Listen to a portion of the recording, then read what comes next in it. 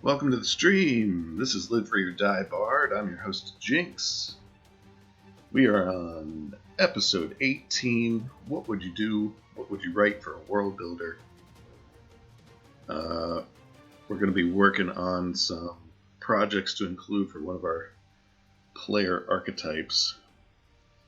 Welcome to those of you in chat on Twitch, and welcome back to those of you who are rejoining us. Let me get the hat fixed here. There we go, much better.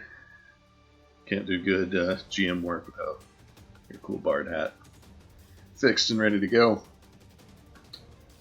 Yeah, a couple of little updates. We've got holidays are coming up, so we'll throw in a couple little holiday treats for everybody in the chat.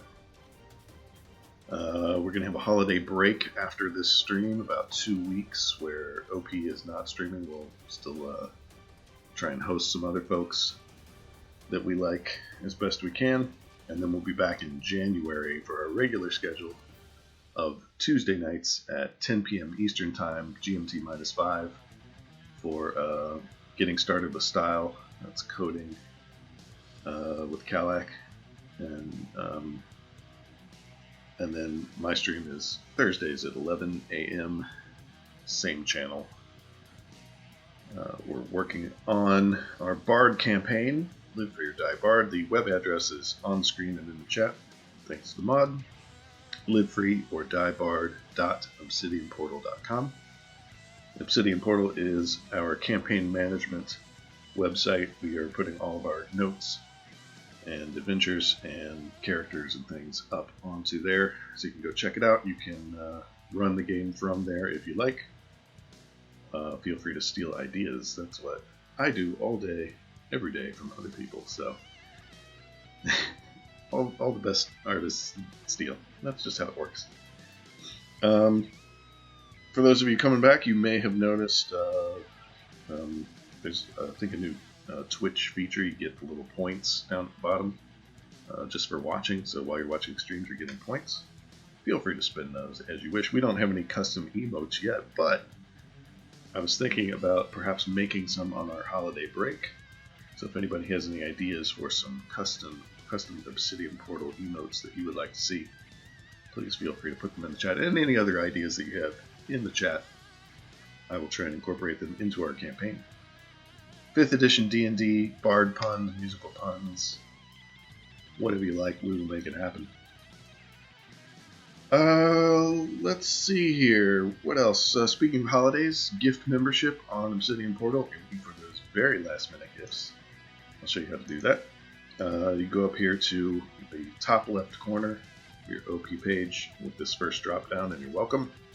Go down to the gift ascendant page. You type in your favorite GM's username, and you can give them membership months or a year if you like, and make their day. So a good holiday last minute thing for those of you who want to do that. We would appreciate the support. Okay, what should we start with? Oh, I want to do a shout out real quick. Let's see if I can get this above my head. Over here on the right hand side, there's a little fan thing on Obsidian Portal front pages.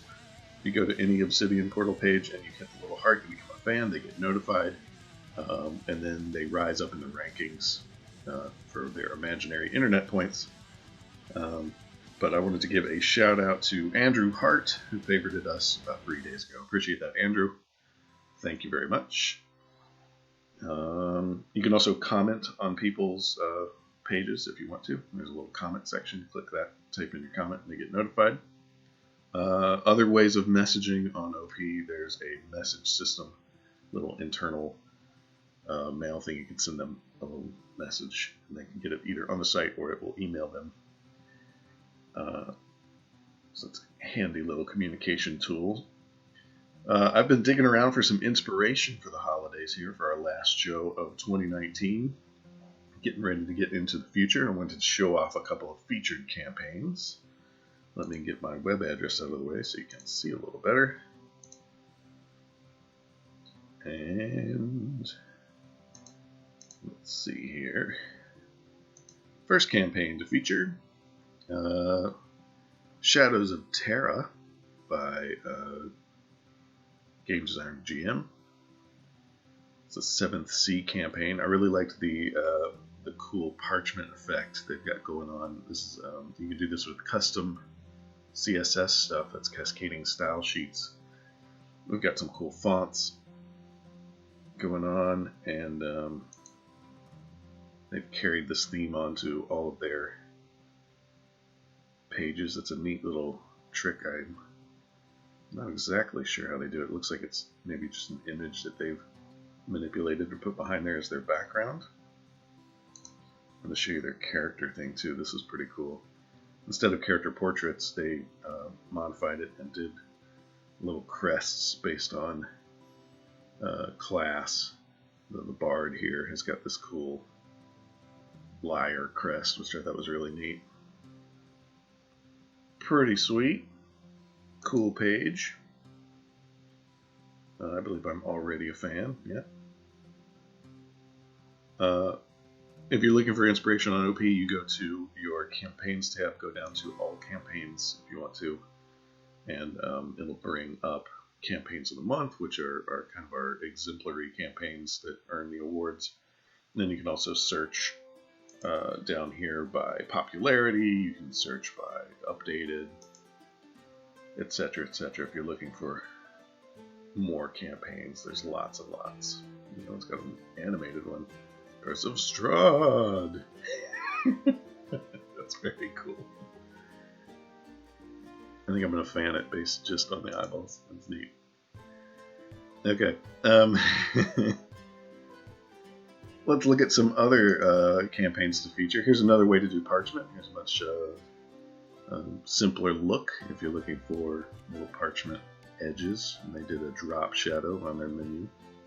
You can learn how to do all these kind of things on our Tuesday program, which will start back up in January. It's getting started with style. It teaches you how to do the CSS. You have to have an Ascendant membership to do the specialty stuff, and you can make all of your pages look really cool. This one's pretty neat. Yeah, looks good. Got the static background back there. Cthulhu. Very nifty. Let's see what other cool stuff they have. Little scrolls here, that's pretty neat. Little mini scroll for the familiar. Very cool. That was Secrets of the Trackless Sea by Soulhack. Very neat. Oops, missed one. My mouse has been acting up. I might be in the market for a new mouse for the holidays.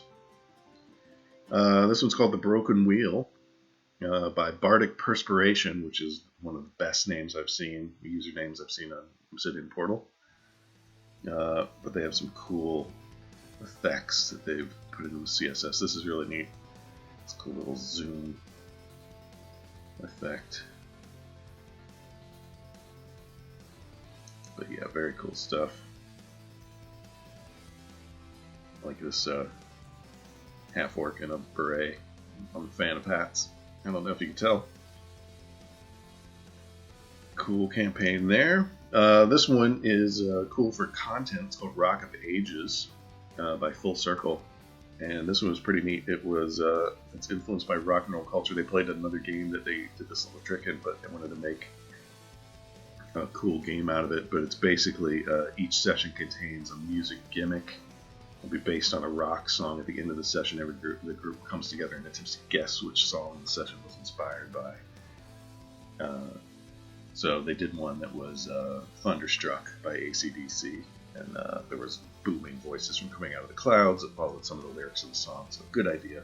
We're going to borrow that idea. It's a very good one. But very neat. Rock of Ages, Full Circle. Very cool. And I think I had one more, which was definitely worthy of some attention. This is Shards of the Shattered Pact, Seawind's Crossing by Ethan, one of our long-term users. He's been here for a while. I believe he had Campaign of the Month back in about a decade ago-ish. But I just wanted to show you real quickly. He was working on this for about 9 years. 9-year game. I want to show you how many wiki links they've got going on. These are the A's. We're not through the A's yet. Still in the A's. There. And we're into the B's. Let me scroll down and show you, because this is just crazy. I estimated, just based on, there's about 20 links per page, and I just paged down, and I estimated something like 1,300 wiki links over the course of 9 years. Huge, huge amount of lore and monsters, and just very cool. So if you ever need some free ideas, feel free to check out other people's campaigns and borrow some inspiration, some bardic inspiration, for your own campaigns, because we've got loads and loads. That was a cool campaign to feature. So thank you to all the GMs for sharing your work on OP, and all the players too, for those of you who participate as co-GMs and contributors and character makers and whatnot. Let's get into it. I liked that Rock of the Ages idea with the guessing of the pun of the night, the musical pun of the night. I think we should put that into our own game. We do have some house rules in our wiki on Live for Your Die Bard. Let's go check those out.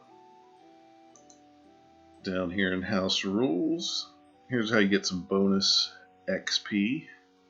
And I think we're going to edit and add another one based on Rock of Ages idea.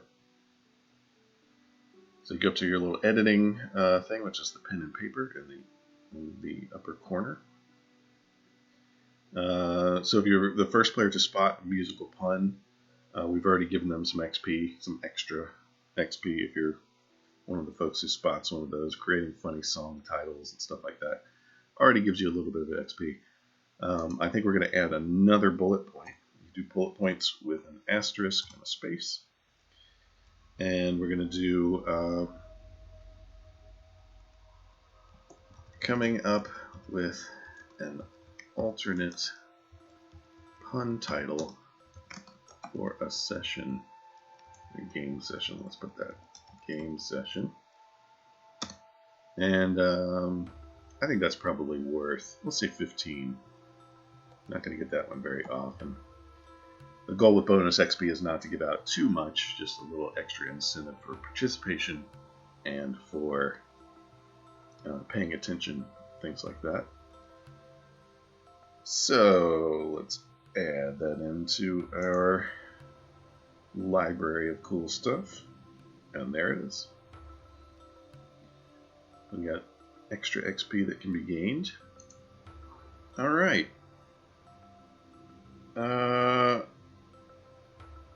Let's get into the meat of the episode. Just a quick review. Oh, greetings to all of you who are here. Sebas1234, welcome. And welcome back to everybody too who's in the chat. Feel free to jump on in and make any suggestions you want for our game. We will try and incorporate it as best we can. If not for right now, then definitely for later. A good probably 60% of what you're seeing here is user contributed ideas. We've just elaborated on them. So get on in the chat, make some comments.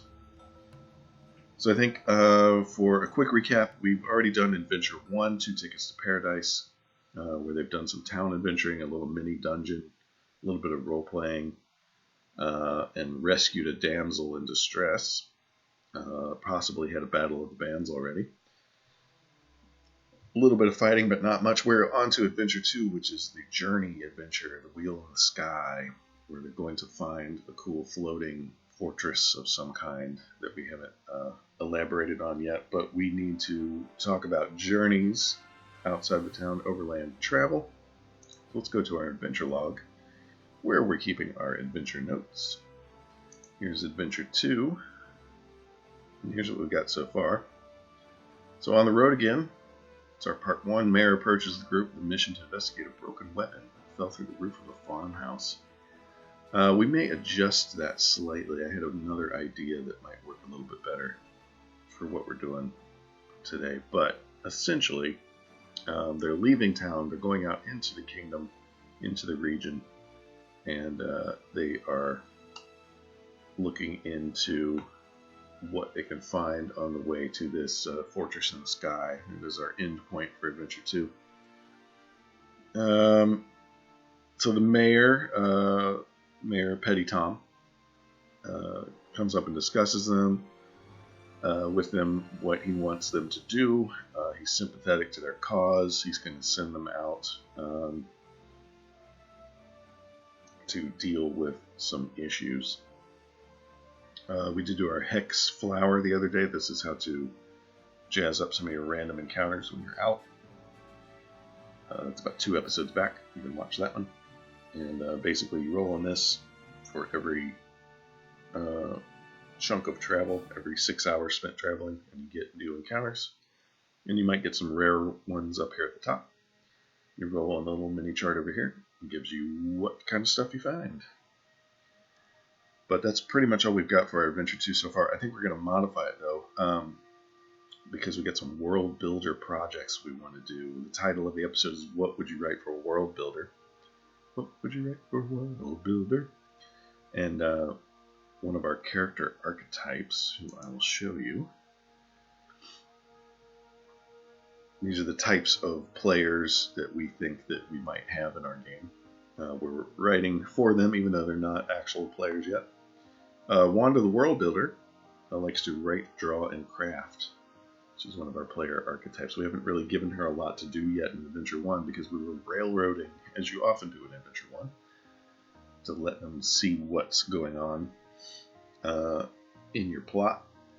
But now we want to expand that and give her a little bit more to do, so we're going to give her some options as she escapes the town and gets outside of town, and then also in town too. I think some options there, but we'll get to that in a second. First, we're going to describe some travel as they leave town with all of these people in mind, thinking about what they would want when they get out and encounter stuff outside of town.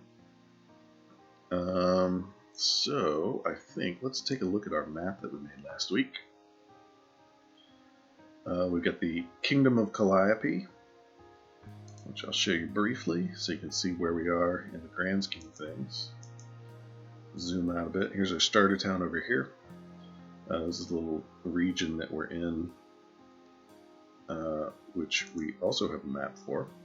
A little zoomed in version. This is the region of Andante, which is user suggestion from last week, which was, I think it's walking pace in musical terms, but here's our little region map. We've started off in our starter town of Paradise City, and we're having them move through the area through different locations they can go exploring and looking around, finding stuff. We got some cool ruins up there. But one thing we can do is edit our map and put in some stuff.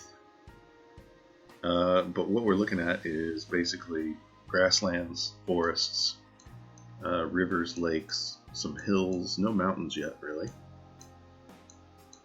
Little towns and villages, big stone bridge. Nothing too special yet. So when we go describing, we're going to have to be very descriptive. So one of the things you can do in Obsidian Portal, if you haven't seen this yet, click the little edit icon, the little pen and paper over here in the corner. You can rename your map. You can make it public or campaign members only. You can change the map by dropping the file here. You can delete the map if you want to. And one of the things you can do is add map markers. I'm going to click on the map markers. We've got some basic ones. You can change colors. We have disasters. We have some general purpose ones, some monuments, some numbers, some space stuff. And I think we're going to look around and see. Yeah, here's the ones we want for the general section. So you can choose some default colors based on your color palette for your campaign, or you can go into your color selector. Pick a color. What do I like for a town? Let's see what a yellow looks like. Probably not going to look great. There it is in yellow. It's not too bad. It's a little odd. I might go for nice bright red. Yeah, that's not too bad. Okay, I'm going to pick one of these. Let's do... Yeah, we'll start with a little town. You can give it a title. I'm going to call this Paradise City.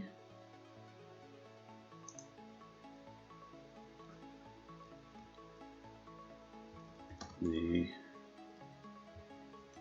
largest city in the region.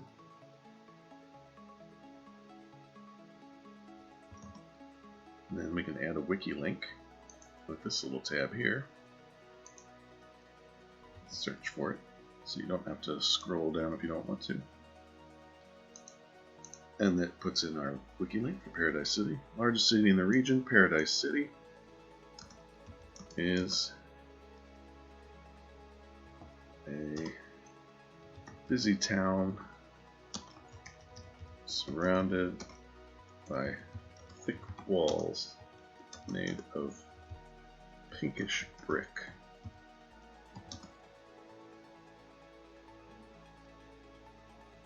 It is controlled by, and we want another, whoops, not a character link. Could put a character link if you wanted to, put the mayor in there. But the mayor doesn't really control the town. Who does? Church of Rhea. Controlled by the Church of Rhea. Everything on the right side of the vertical bar here is what will display. On the left side is your sort of your link to the page. Just enclose it in square brackets, double square brackets. I think we've got too many square brackets actually. Yep, I must have accidentally. Yeah, my mouse is doing this double click thing where it's automatically double clicking. So let's fix this real quick. It's kind of obnoxious. This is the actual format for what it's supposed to look like. So you have double square brackets, the slug for the page that you're aiming for, a space, vertical bar space, and then the text you want to display, and then close your double square brackets. This is textile, by the way. If you need a reference, you can just Google textile reference, and it'll show you how to do most of the stuff. You can also watch some of our tutorial videos.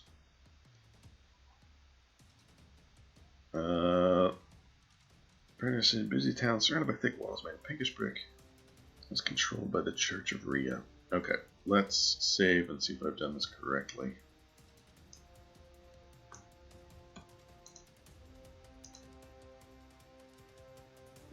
And there's our little guy.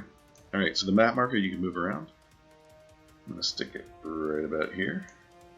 And then you hover over it and it'll tell you what it is. You can click on it. It'll give you the little text. And then you can, of course, edit it. It's got your links here if you need them. So we've got that. Where do we want our players to travel? They can go pretty much anywhere once they're outside of the town and they're out of your control. But the mayor is giving them directions. Please go here and investigate this. We don't want them to travel too far. We've said that each one of these hexes is, I think we said something like it would take a full day to explore a whole hex, and then it would take something like maybe 6 or 8 hours to cross one. We haven't really firmed up those numbers yet, but that's the general idea. So we don't want them to go too far off of this little peninsula here.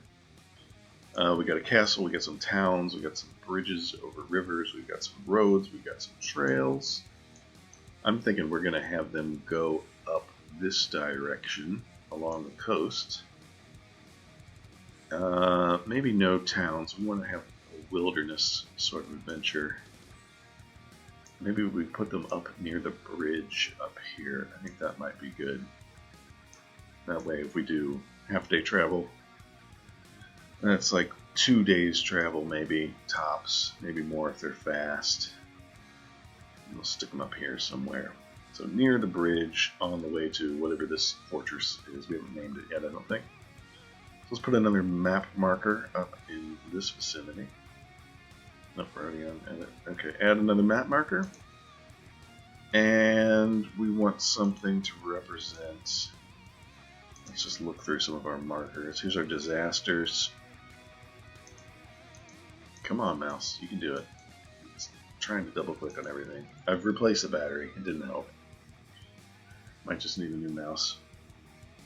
We got some little ones here.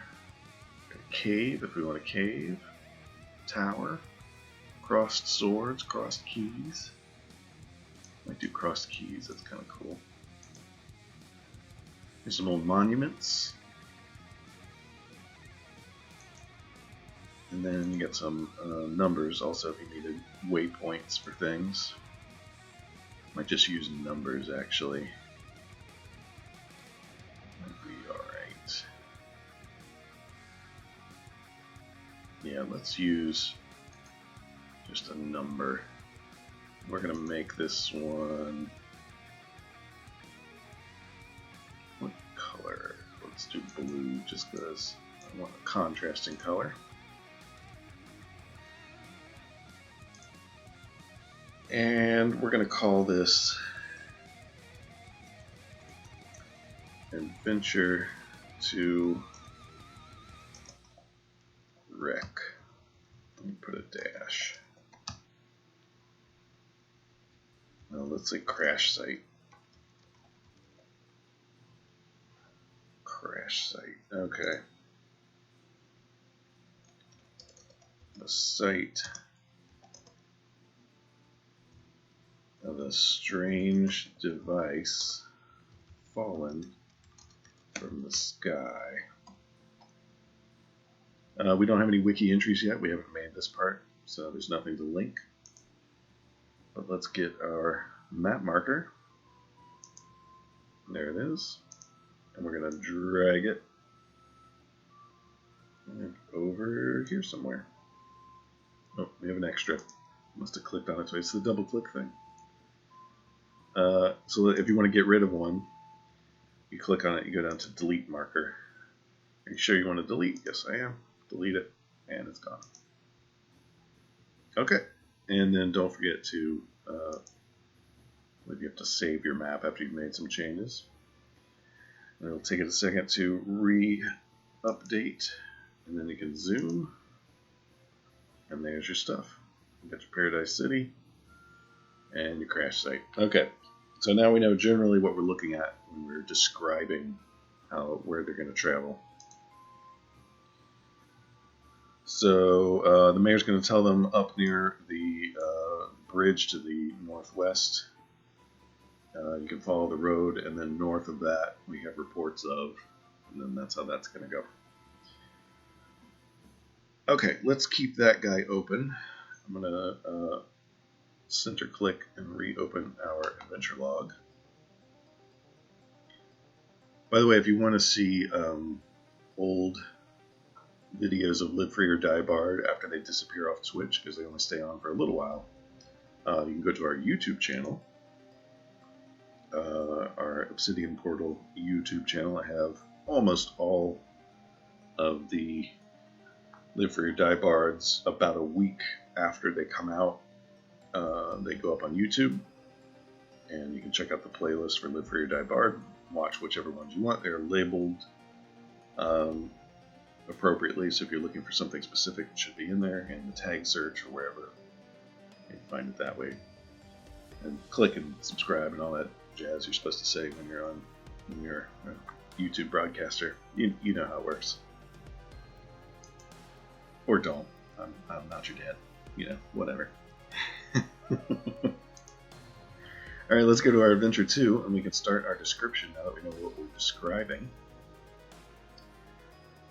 Let's go into... Okay, we've already looked at... so the mayor shows up at the Heartbreak Inn. He says, "Friends, I saw how helpful you were the other night. That poor girl." He thanks them. He says, "I want to share a drink and talk about a bit of trouble we're having in Paradise City." He's concerned about its safety, and then he's gonna give him the spiel. So let's go ahead and fix the spiel.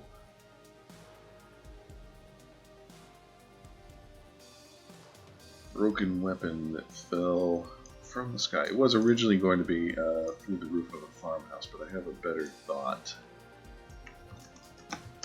and a way that we can incorporate our Wanda the World Builder a little bit more. The group will journey outside of the city and explore at the rec site. Let's double click. By the way, pro tip, pro gamer move, if you double click a word, it will highlight the whole word in most text editors, and then if you triple click, like you have to work, it'll highlight the whole line. It'll save you time, especially when your mouse is misbehaving. Oh yeah, thanks for the link for the YouTube mod.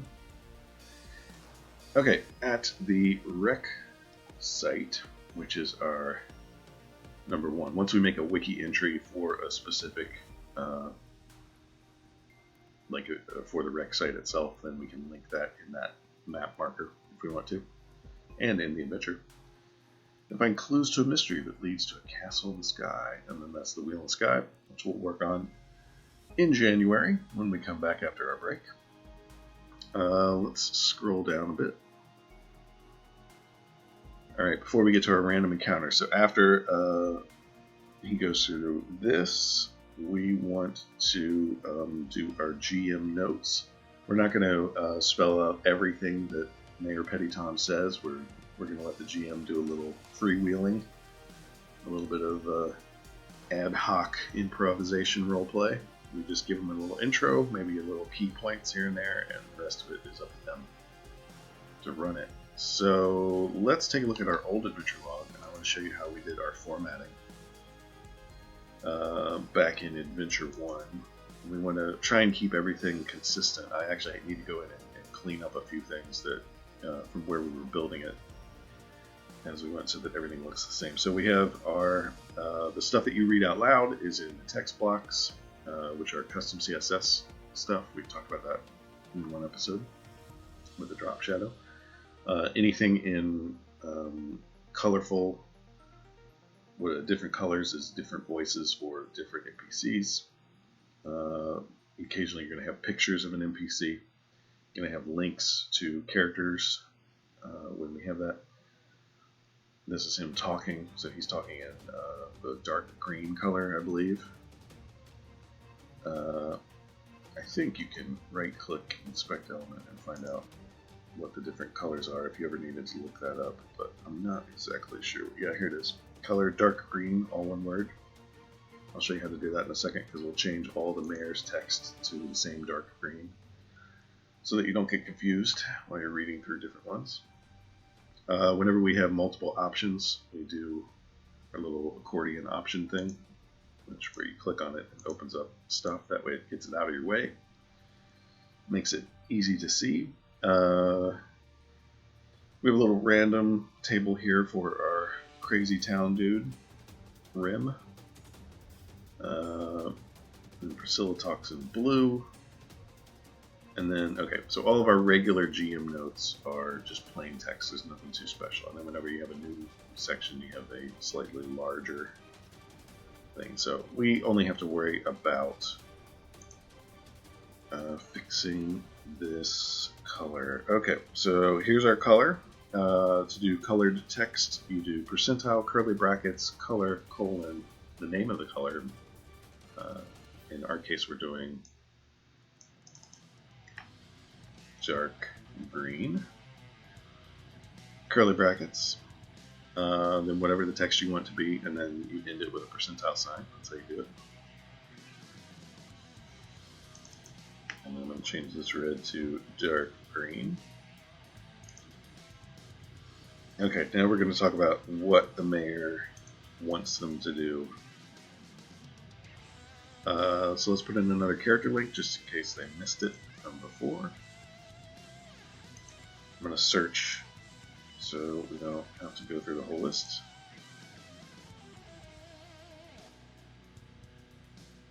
Mayor Petty Tom.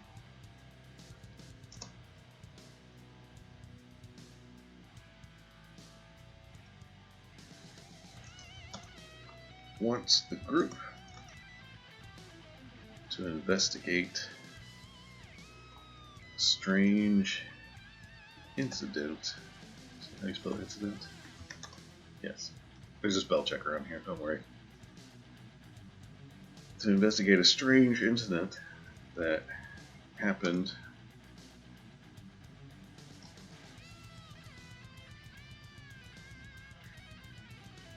northwest of WikiLink, Paradise City.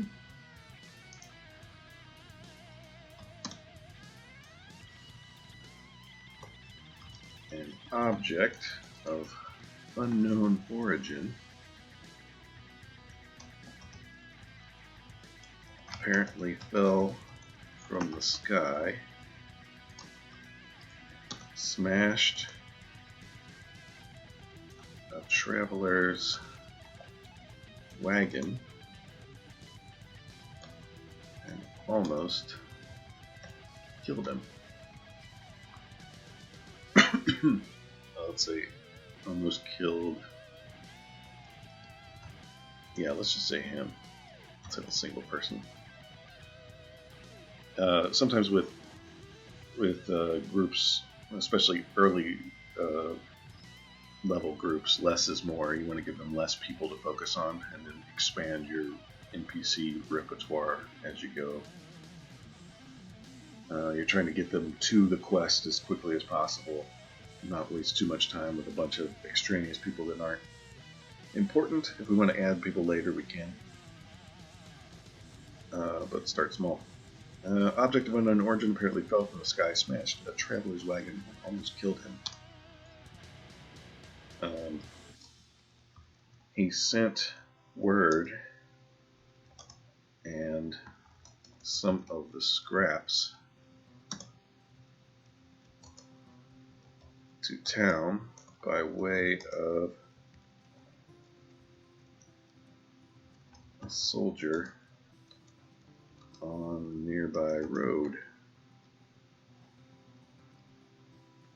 who came to investigate.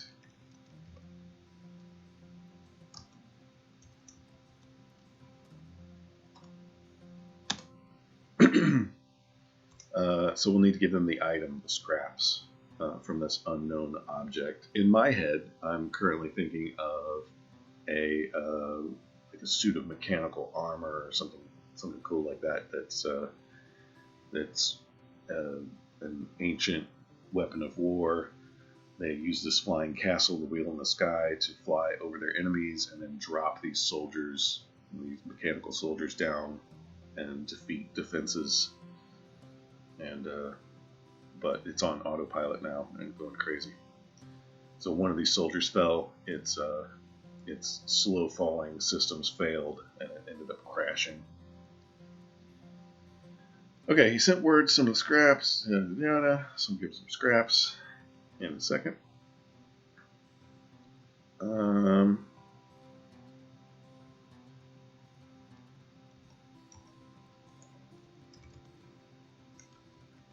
mayor promises the group a reward. And we'll come back to what that reward is later, if they agree. A lot of times when I'm writing my GM notes, I will write sort of the outline of it first and then go back in and fill in details. So let's save that. Let's find some scraps real fast.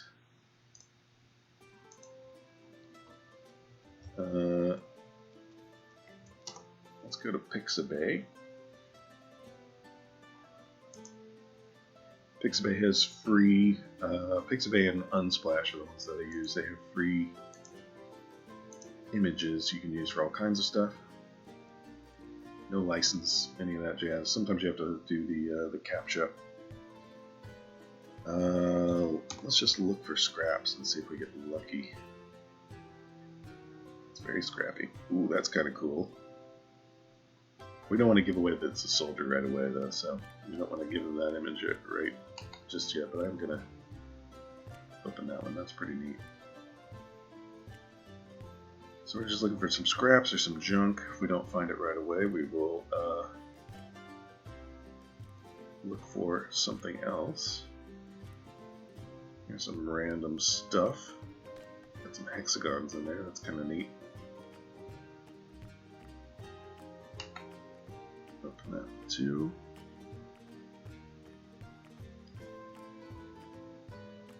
It's a little too modern.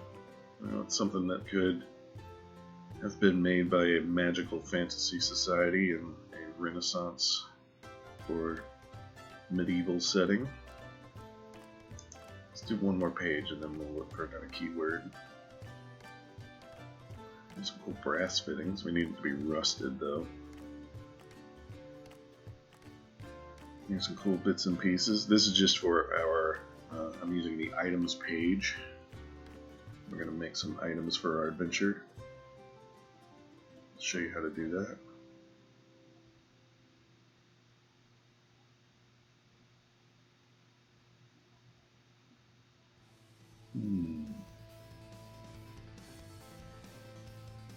Let's try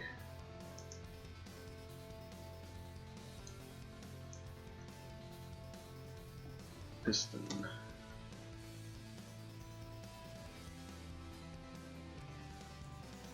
So we can find a rusty piston. That's kind of what I'm going for, but I need it to be a little less recognizable as a train. Oh, this one's kind of cool. I might go for this one. Let's check that out in detail. Yeah, that's great. And what we'll do is we'll take a close-up. We'll take a chunk out of this one and make this into a thing. Okay, so you click free download. You download. I'm not a robot, as far as I know. And we get this every time I'm on stream. Okay, it's fun. It's a mini game. Cheer me on.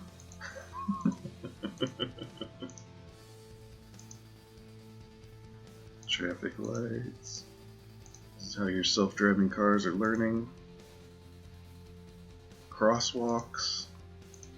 So do a good job, otherwise you may get hit by a self-driving car later on. Crosswalk. Crosswalk. Any other crosswalks? I don't see anymore. If you're like a registered member or whatever of Pixabay, you don't have to do that. Save that. Let me get this.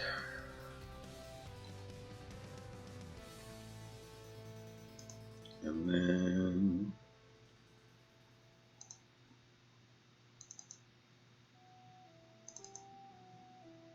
I gotta get to my image repository.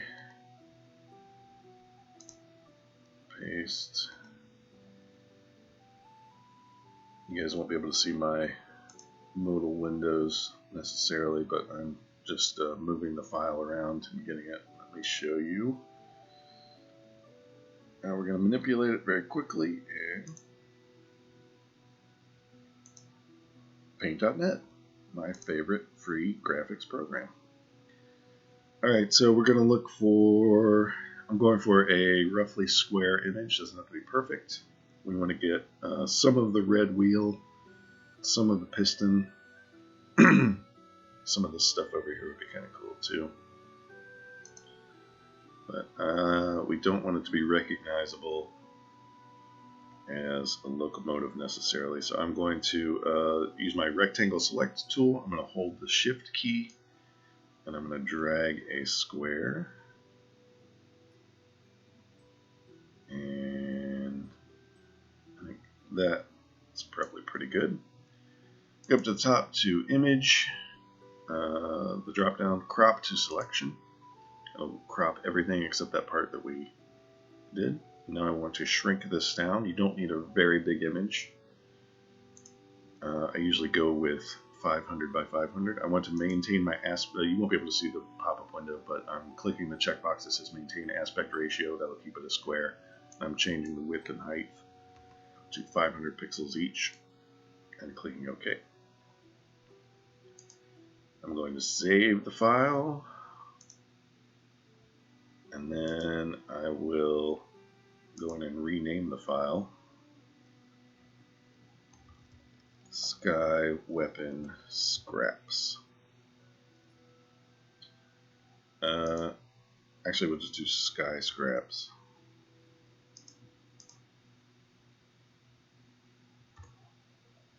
Okay. Alright, now we have our image has been prepped. That didn't take too long. Let me close this out. You guys don't need any more Paint.net. Say thanks to the image author. Thank you, image author. Appreciate your photography work. And we'll keep some of this other stuff. I might come back to this one. This one's pretty cool. Rusted head. Alright, let's go back to OP. We're going to go down to our Items tab. Open that up. You can do it! Thanks. Thanks, Dan. Alright, here's the items that we have so far. A couple of these are plot items. A couple of them we're going to use later on. These two were user-suggested items. So feel free to suggest some funny pun musical items if you want to. We're going to put in a new item. We're going to do Sky Scraps. So item search, there's a little plus up here. Plus lets you add a new item. Sky Scraps. For tags, I'm going to put Adventure 2 and then hit tab. Yeah, there is a category section here. I don't usually use this, but see if it fits into a category.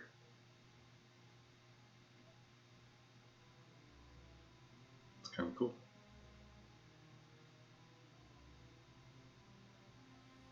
It's either a material or a tool. Let's do other, because it's unknown for our players when they first find it.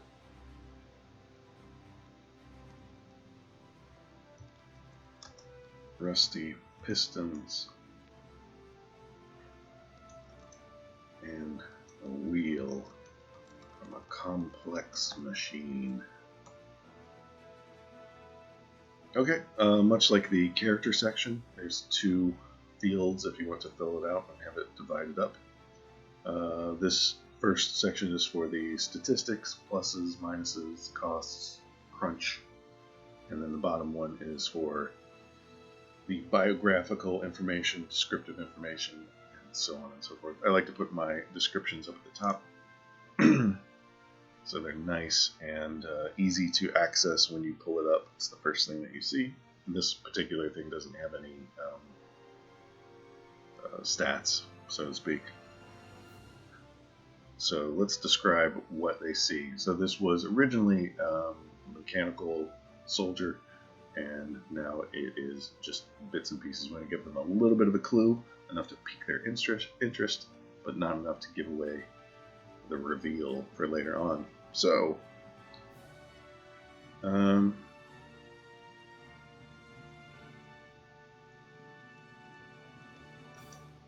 these rust-covered parts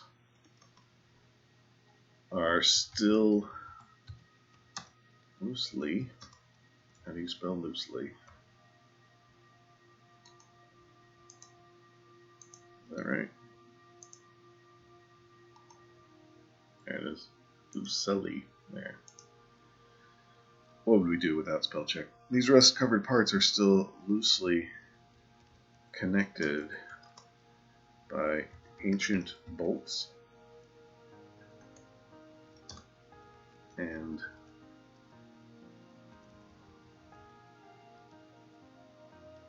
remnants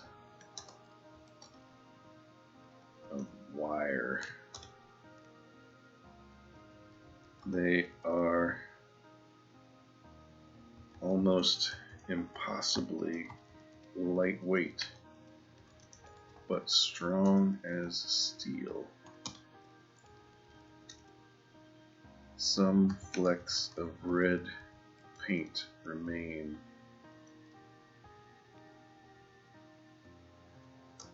on the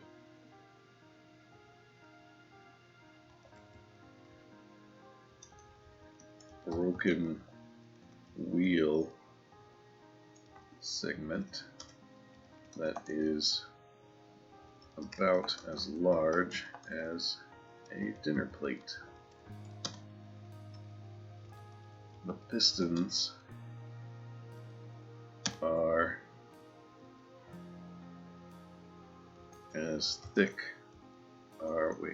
thicker than arm bones and slightly longer.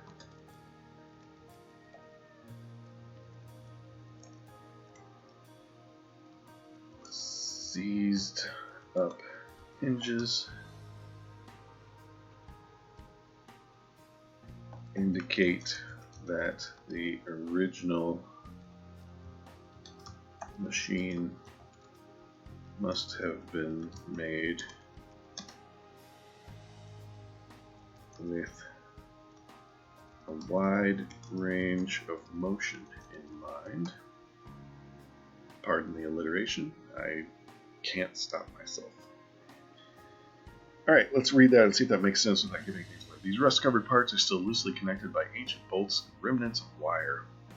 They are almost impossibly lightweight, but strong as steel. Some flecks of red paint remain on the broken wheel segment, that is about as large as a dinner plate. The pistons are thicker than arm bones and slightly longer. Seized up hinges indicate that the original machine must have been made with a wide range of motion in mind. Okay, I think that's pretty good. We won't give them any further clues unless they ask specifically. Maybe even make some skill checks, but we can leave that up to the GM at the moment. By the way, for those of you who haven't done this before, there is a GM only section. You can put your secret notes in here if you want to indicate where this came from. Put a link to the monster stat block or something like that. But we also need our image that we made, which I almost forgot. So click here to upload. It'll bring up a modal window, and I will find Sky Scraps. It'll upload, give you a check mark. Here's what it'll look like. And that gives you the general idea. Then we create. If I've done it correctly, there it is. We've got our category, we've got our description. Alright, and now we have we go in here also, it'll show you what the slug is.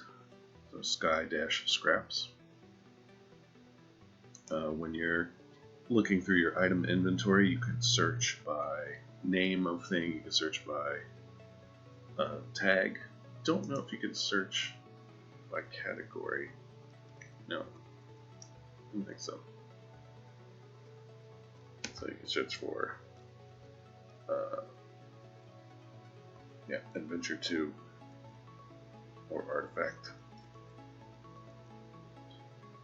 So there's that. Let's go on back to our Act 1, Chapter 1, Adventure 2. Let's put in our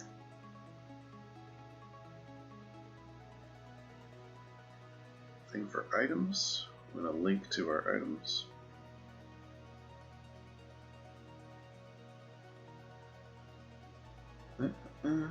Object.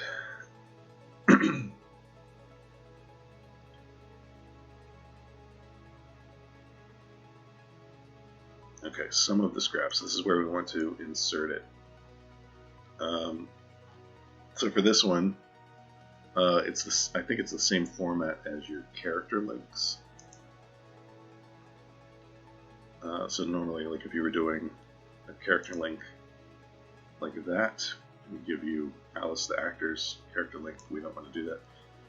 We want to do that sky scraps that we talked about. So it's the :sky-scraps, and then this is the part that will display.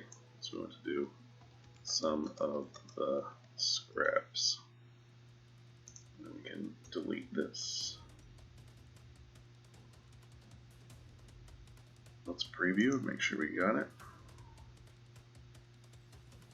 Yep, here we go. Some of the scraps. And then it'll take you to the item. Okay. Get out of there. Save.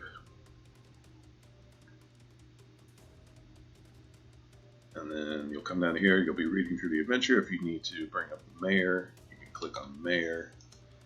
His character page pops up. And then if you need to click on Paradise City, you can do that. It brings up a page for Paradise City. Gives you any information that you need on the fly. And then some of the scraps. Click on that. Takes you to sky scraps. You've got a nice visual image you can show your players if you bring it up on a tablet or a TV or phone, whatever you want.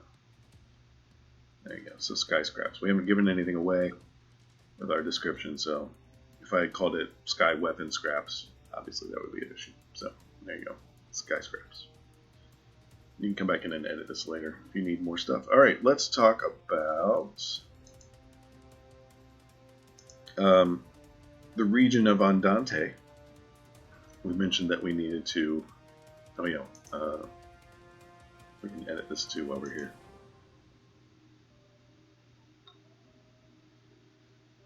Nice, falling from the sky. Some scraps, which if we remember the format is square bracket, colon, sky scraps, vertical line,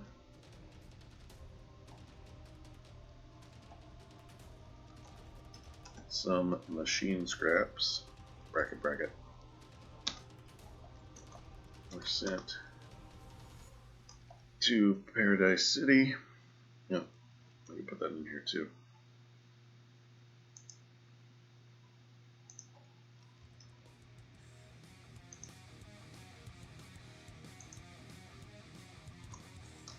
For examination.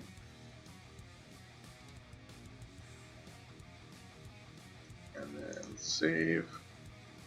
And then when you click on the marker, you now have links to get where you need to go from there. Okay, so here's our region. Here's what we need to describe is the trip up here. They could take a boat if they wanted to, but that's a little excessive. I think they're going to go overland. what do they see when they're wandering around? Let's talk about what they see. So we've got the Kingdom of Calliope. We've got a wiki link already for that in our wiki. Let's click on that. And we're not describing the whole kingdom, we're just describing the region. So I think we need a new region section. Andante, region of Andante, that's what we're doing. So let's add one. And then whenever they go adventuring, you can reference this as the DM. And we'll keep it alphabetical. We'll do regions. So whenever you need to add a new wiki page, you just do double brackets, put the name of the thing in there, and then save it.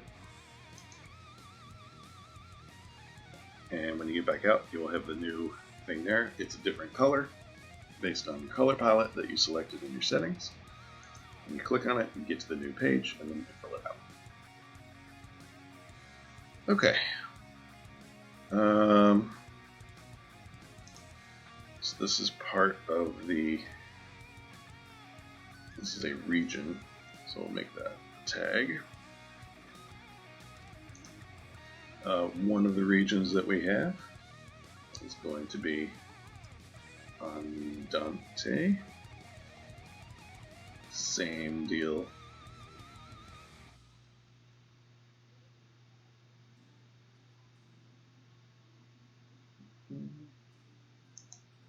Create. And then click that. And you can organize these however you like. I'm just doing the sort of the basic way, and then later on, if it is inefficient, I will come back and change it around and clean it up. Okay, so this is also a region tab to add it as a tag. Makes searching easier. And then we're going to describe the geography briefly. So let's take a look at our little map that we made.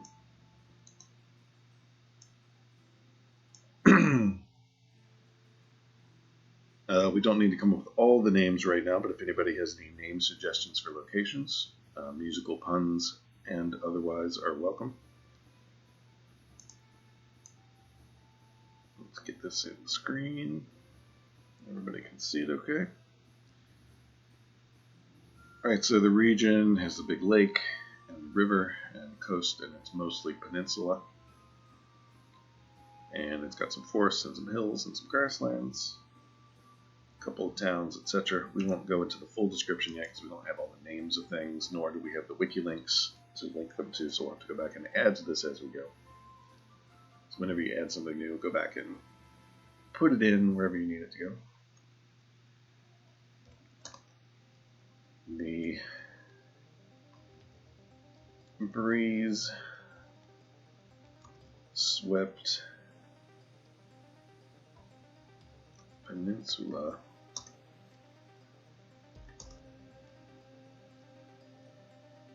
and grasslands surrounding a large lake.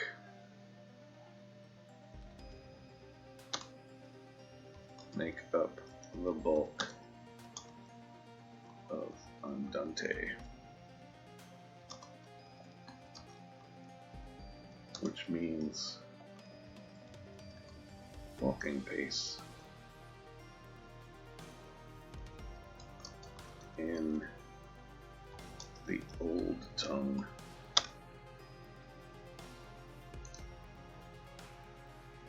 We'll come up with the names for things as we go and add them in later, so I'm not too worried. I'll just use the generic, the lake, and things like that. A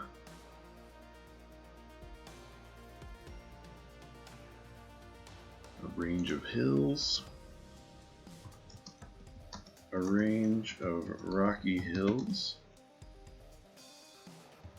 dominates the northwest.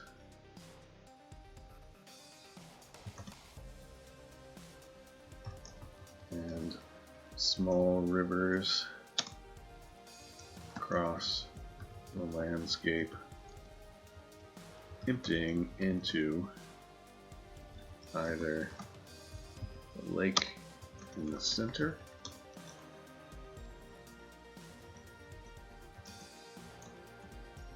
the sea to the west, or the large rivers in the south. I think there's a capitalization convention with north, west, south. If you're talking about the south, it's usually capitalized. If you're talking about like go south, it's not. I don't know what those are. I don't want to look them up. It's your world. You get to do what you want. Happy little trees, all that stuff.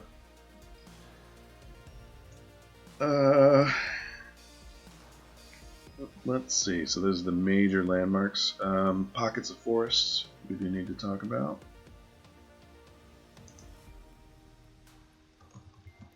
Pockets of forest remain here and there.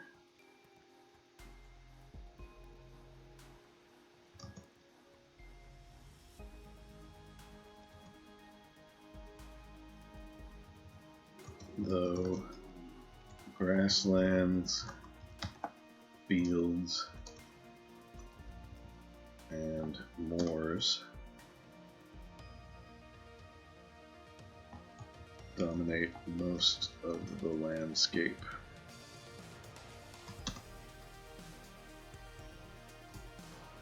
A loose network of decent roads connects major population centers, of which WikiLink, Paradise City is the largest. You also want to mention weather, so that the GM can improvise some weather. So I'm thinking we're not tropical, we're not quite kind of a Mediterranean is what I was thinking. So you're talking about extra warm summers, very mild winters, that kind of thing.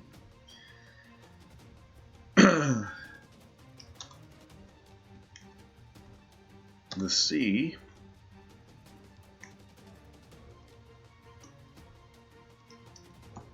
brings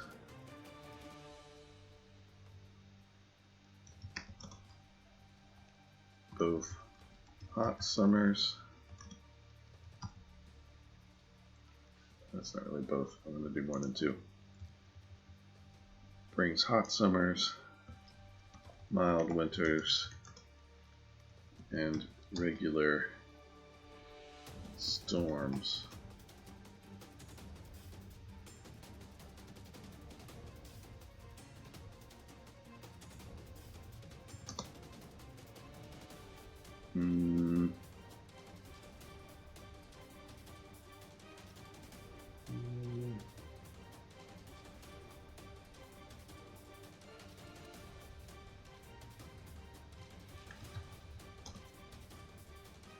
The lake, let's do the northwest. Northwest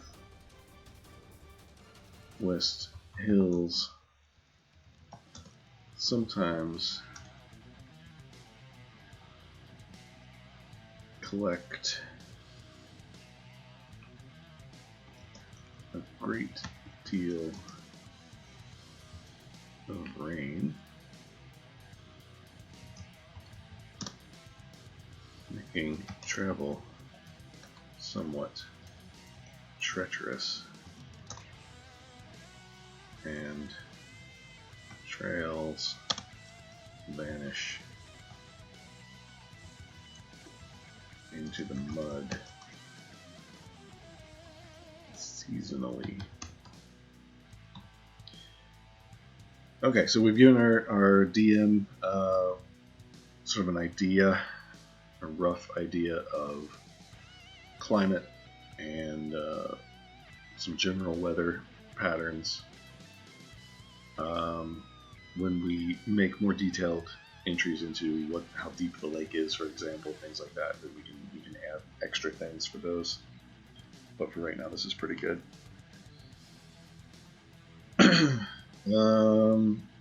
I think that's all we need for our region of Andante.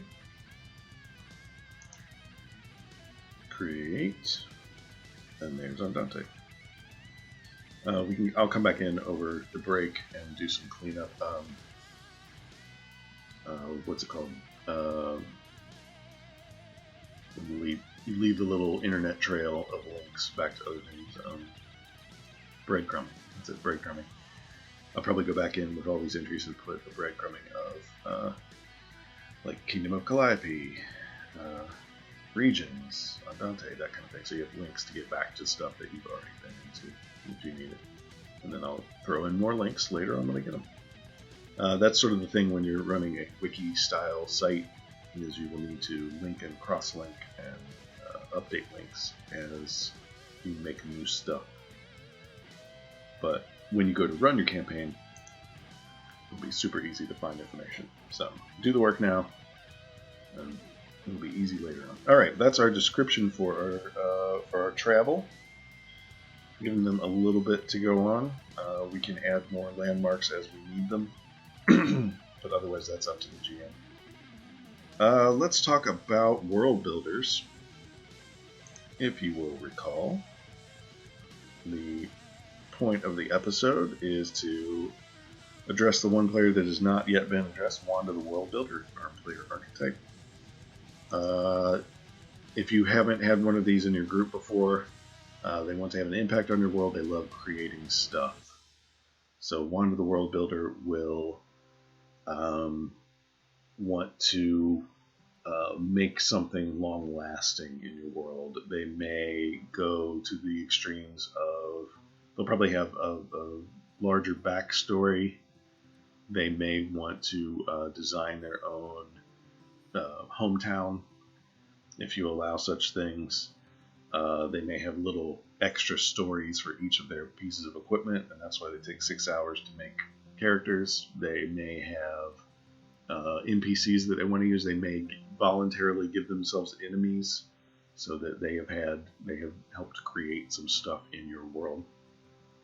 We had a campaign many years ago when I first got into gaming, back when I was in high school, and the DM, that was the 2nd edition D&D, the DM gave each of the players a chunk of his world and said, okay, this is your region, you can design it how you want. We'll start adventuring in the low levels in the region I've already designed, and then as you get up into higher levels, we'll go into each of your kingdoms, your areas that you've designed. That was super fun for me. I liked that a lot. I've got some world building genes in my makeup, so that worked. That spoke to me as a player. And since then, we've had quite a few other ones where people have said, okay, you can get to design some stuff in my world. I always enjoy it. So Wanda the World Builder, we need to give her some seed material. We need to give her permission and stuff to work with so that she can build stuff. We also have to be a little bit careful not to give her too much all at once at low levels, something game breaking. So I had a couple of ideas. We're going to include 3 things for her. We're going to do a vehicle, a building, and an organization. We're going to give her the option to latch onto any one of those, and once she finds it and unlocks it, then she can get into it. And that's why I'm having our sky scraps fall onto a vehicle. So I'm going to give her the parts for the vehicle, and then she can build her own out of it if she wants to. So let's do that in the adventure log. I'll skip ahead past the travel. Remember, they're going to have some probably random encounters. Once they're on the road, the mayor has asked them to do stuff. Here's our random encounters.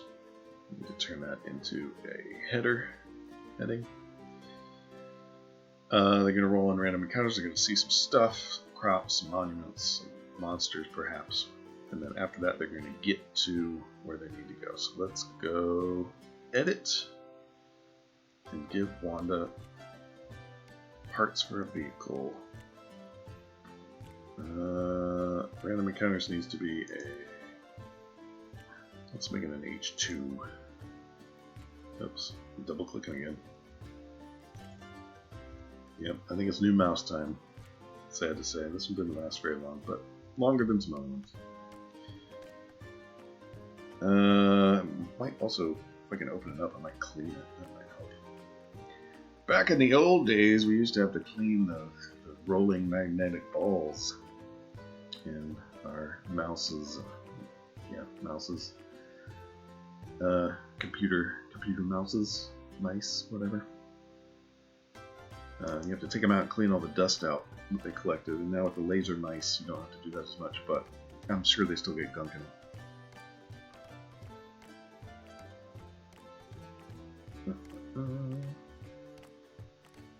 Okay, so after our random encounters with our image, we're going to do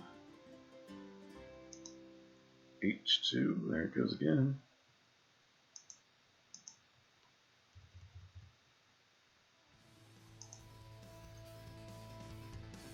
I'm going to call this the rec site. So the rec site is going to be, I just want to get some notes down for now, but we'll have a text or a read aloud description.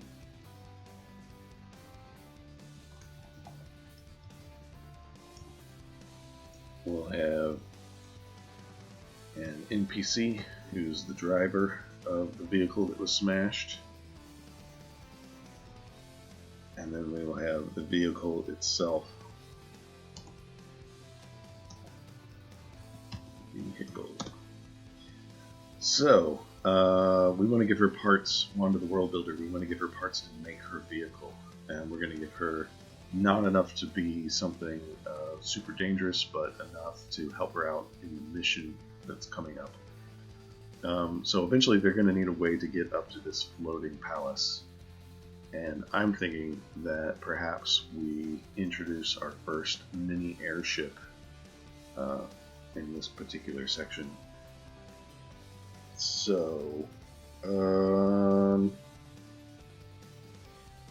I think that what we'll do, just for our note taking, let's just jot down some ideas. So the read aloud description will include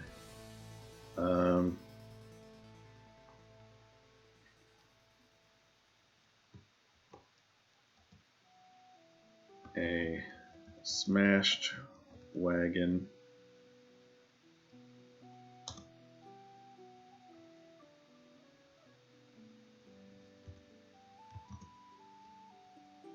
a half-destroyed mechanical soldier,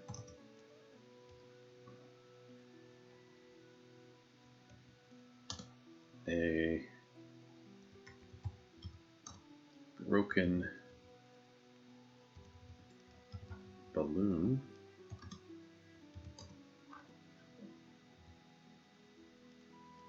and the traveling merchant's possessions. Oh yeah. Need the person there too. A traveling merchant. Okay, so the idea is the traveling merchant had a wagon. They were puttering along. This soldier dropped out of the sky, a mechanical soldier, smashed into the wagon when its airship balloon failed, It's a floating balloon failed, and then destroyed both itself and the wagon, and the traveling merchant is sitting here collecting his life's accumulation of stuff and trying to figure out what he's going to do next now that he's away and can't transport it anywhere. The NPC, I think, is going to be, feel free to suggest anything in the chat if you think this should be different. We're just going to call him Jefferson for now. And then the vehicle, of course, we will, when Wanda the World Builder builds it, if she takes the bait and wants to build the scraps of the vehicle, she can name it herself. So I don't think we need to give it a name, but we could give her a suggestion for a name. Let's see.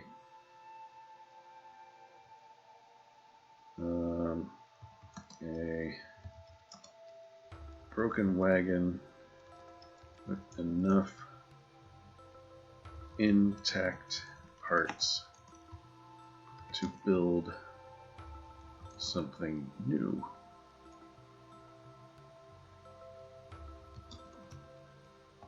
And one of the things they could do is a mini airship wagon combo.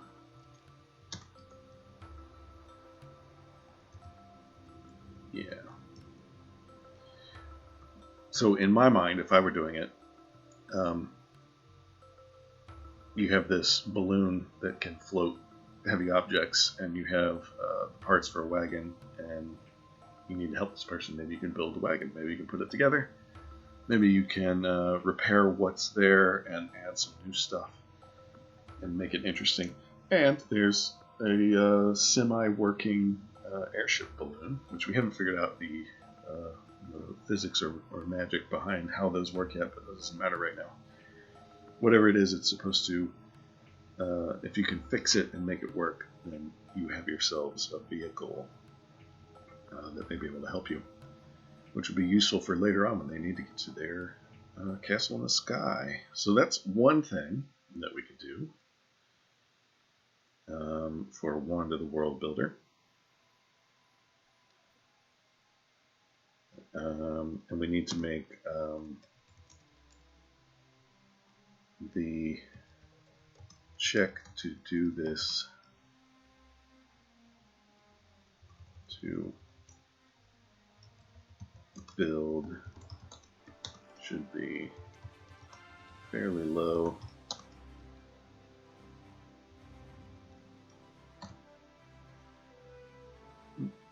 Yeah, we want to keep it because these guys are still fairly low level, so you don't want to make the check too hard unless they're going to do something crazy with it, like build a tank, which they might. Okay, so that's the vehicle section. So we want to give that to Wanda. And we'll add some more details to that as we go. We'll have to figure out how airships work, which I think we should do right now. This will go in the main wiki.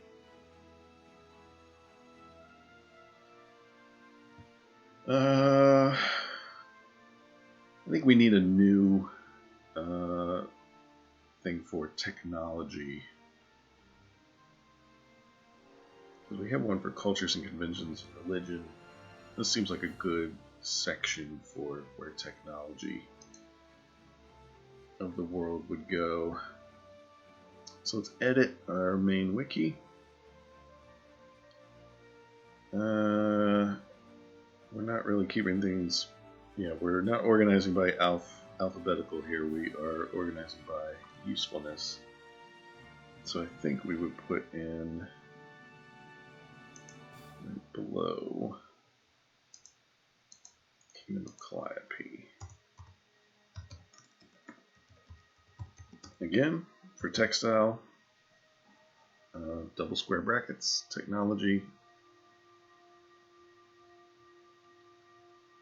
save. We have a new entry. click on it.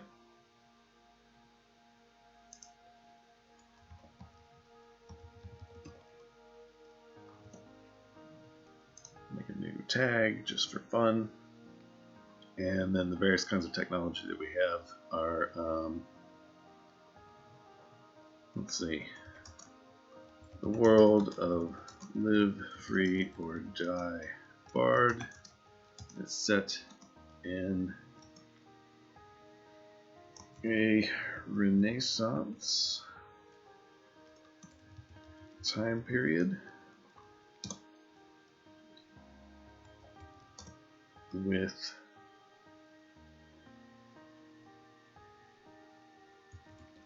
pre-industrial. Is that not how you spell that? P-industrial. I like that one. That's not it, spell checker. I'm going to go with pre. Pre-industrial technology.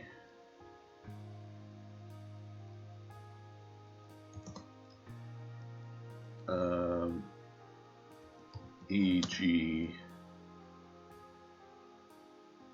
which is, I forget what the Latin is, but this is as an example. E.g.,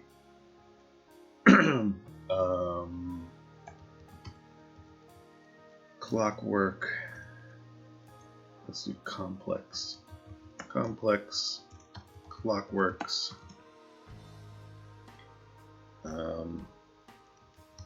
Early steam powered engines.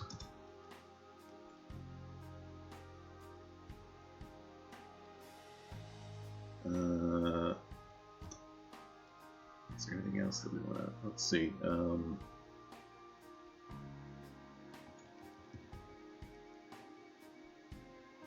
Steel in limited quantities.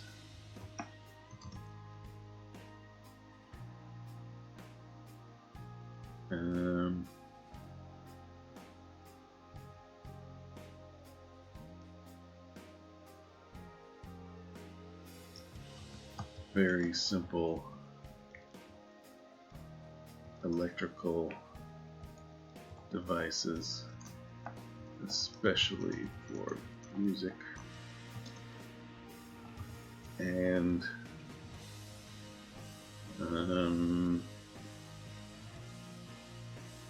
let's call it unrefined gunpowder. Developments. Okay, so that's our technology level. It's the Renaissance.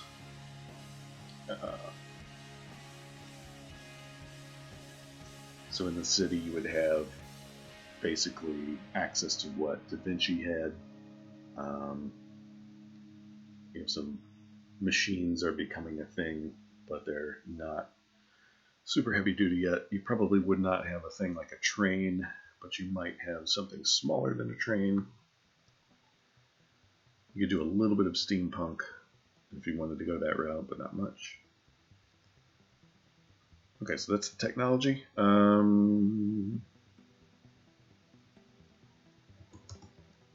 Let's talk about airships. I want to do just a mini entry within technology.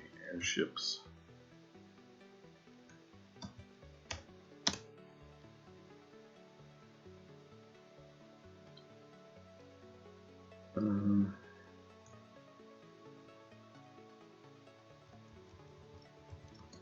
Hot air balloons are a well-known advancement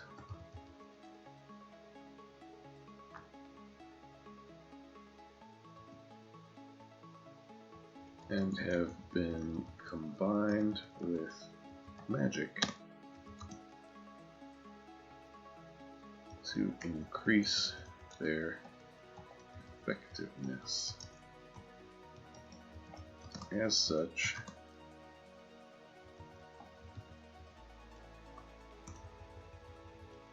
airships of all shapes and sizes can be found in the skies across the civilized world. Such contrivances are quite expensive to build and maintain, as well as dangerous to operate. Therefore, their use is reserved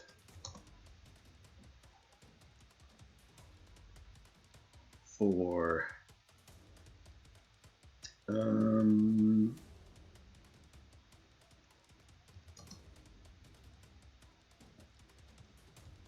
wealthy traveler,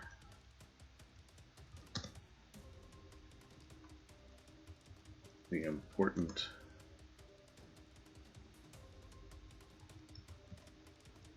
mercantile trade, or the critical military mission. Okay, I think it's pretty good. We've said that you have to have magic to make them lift something more than normal, so we'll come up with whatever magic is at some point and figure out the specifics of how that works. But here's our little technology entry. So now we've got that to look up. Alright.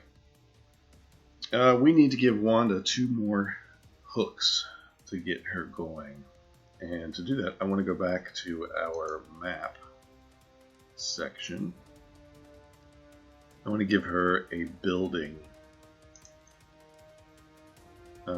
So let's check out our town, or city map, Paradise City. Back too far.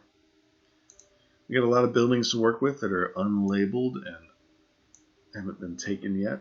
A couple of these over here have already got names. We've got Marilyn's Mansion, which is going to be the site of our adventure, I think 3 or 4, where we do a horror adventure.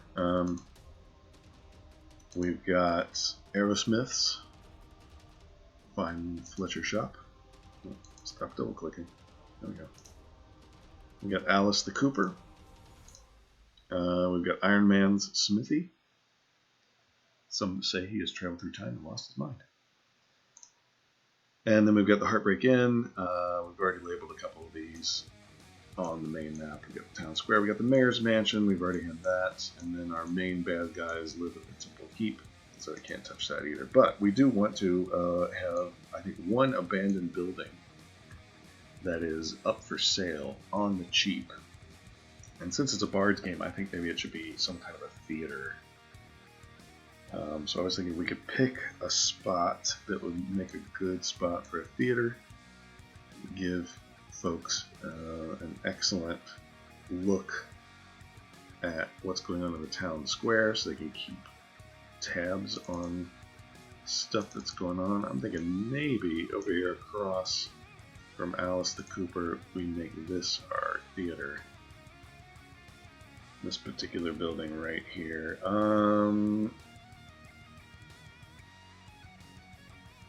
I think though that we want to give her the chance to build. So we don't want to give her much to start with. So I'm thinking that this particular place is going to be, maybe it recently burnt down to the foundations. We could even use it as a plot point later on, like who burnt down the theater.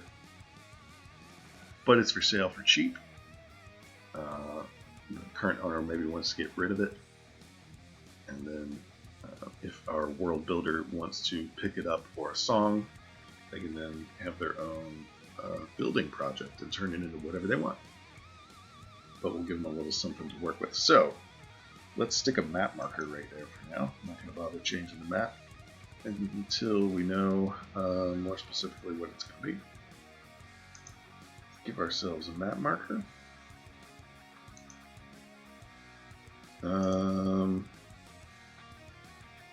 So the place burned down, so we could use one of our disasters if we really wanted to. It's kind of a ruin, but not really a Stonehenge ruin. Might make it Keys. Keys is kind of cool.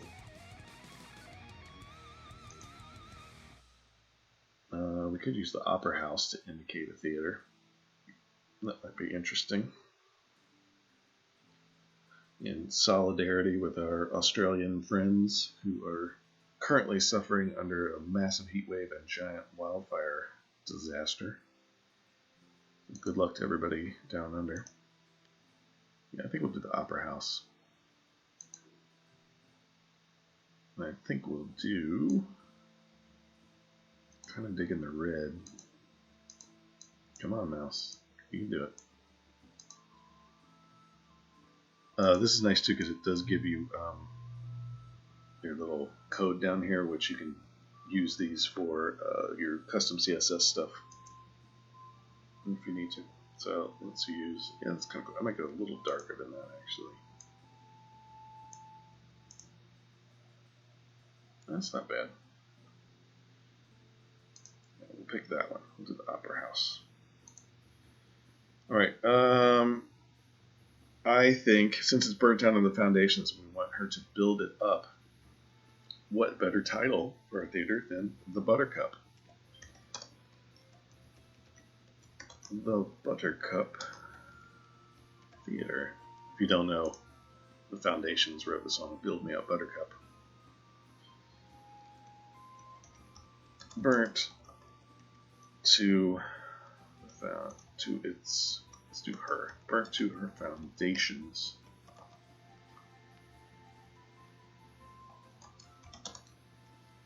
This once beloved theater. Yes, there's two ways to spell theater. T-R-E at the end or T-E-R. I think T-R-E is a more British old school spelling. I'm not sure. Maybe it comes from the French. I don't know.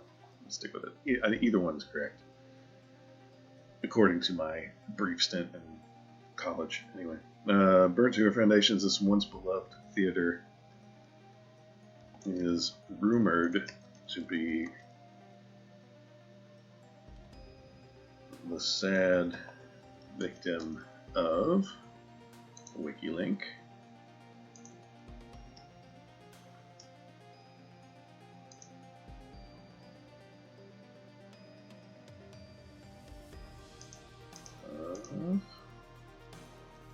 The Church of Rita's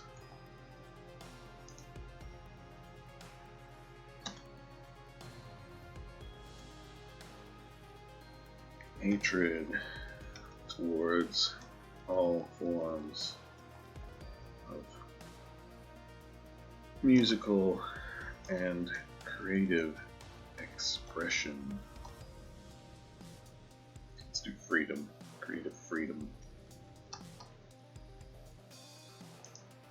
Because they don't mind their version of creative expression. I just want to control it. Okay, Burnt to Her Foundations, this once beloved theater is rumored to be the sad victim of the Church of Rita's hatred toward all forms of musical and creative freedom. Let's save our map marker and drag it where we want it. And now we have the Buttercup Theater. And then the Buttercup Theater we can make a wiki entry for. Let's save our map. Go to our, I'll show it to you real fast. Zoom out, there it is.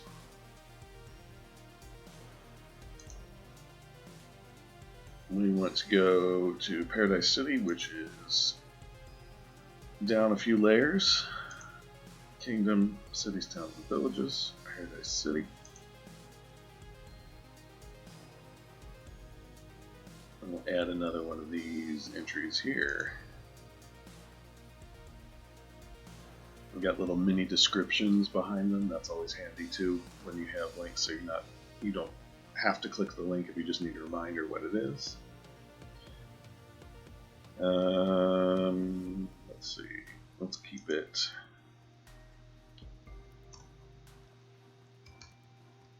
Alphabetical. The Buttercup Theater.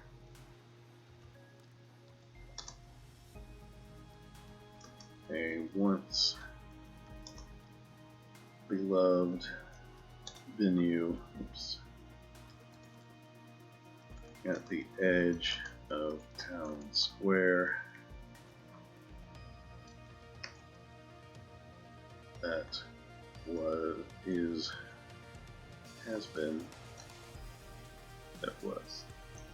was burnt to her foundations, possibly by WikiLink.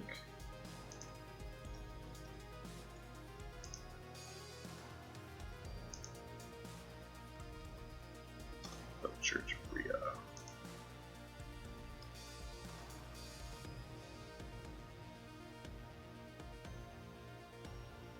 Save. And we've got our Buttercup Theater. Click on that. And we don't have to do too many notes on this yet because we'll have to figure out how much to charge for it and things like that. For sale. Let's just put that in for now. It's a good placeholder. But your Wand of the World Builder, if you have described your town effectively, or if she goes hunting for stuff, that's the kind of stuff that you want to put in front of her. Is, oh, here's this theater, there's a little bit of a mystery behind it, it's for sale, you can afford it if you go on another mission or two, and you can afford it then, and have your own place to build up. You can turn it into whatever you want.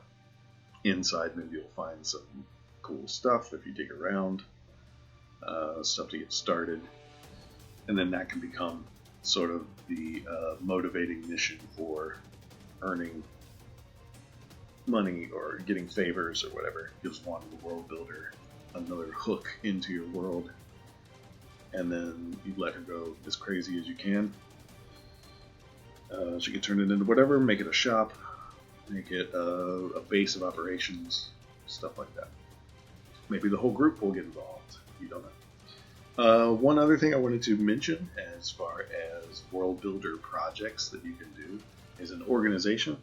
One of our players very regularly builds things like thieves guilds and spy networks and assassin guilds and all kinds of stuff like that. We've done at one point I think we made our own banking system in a world that didn't have one, where we set up sort of like merchant locations and gave them some starter money, and then they did our banking for us while we were out adventuring. You can build organizations of NPCs. I actually have an article on the blog about that. Let me see if I can find that really fast. I didn't think about that for just now. So up here in your top bar, in quick links, you can go to the blog. That's our Words in the Dark Obsidian Portal blog, and you can look at stuff like comics, for example. Here, I'll show you one, just to give you an idea. If you haven't seen one before, this is our most recent one. That is blog.obsidianportal.com, or you can get there from your Obsidian Portal page. But that's one thing to look for. You can search by tags if you want up here at the top. Might be NPCs. I have a couple of articles on NPCs. I might not have tagged it correctly though, so we'll find it out. Yeah, let me try something else. Let's try... I can remember the name of it.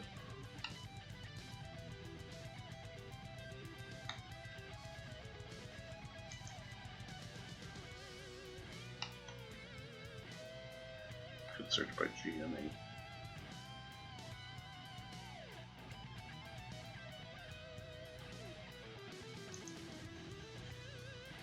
I've got a blog entry that might be useful for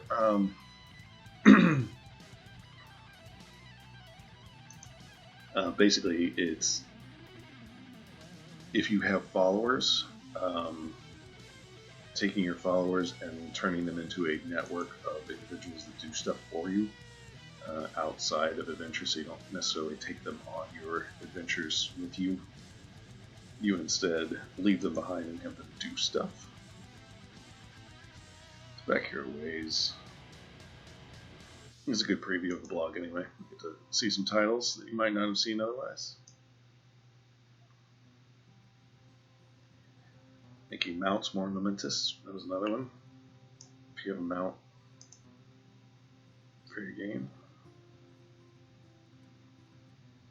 Maybe it's just way back here.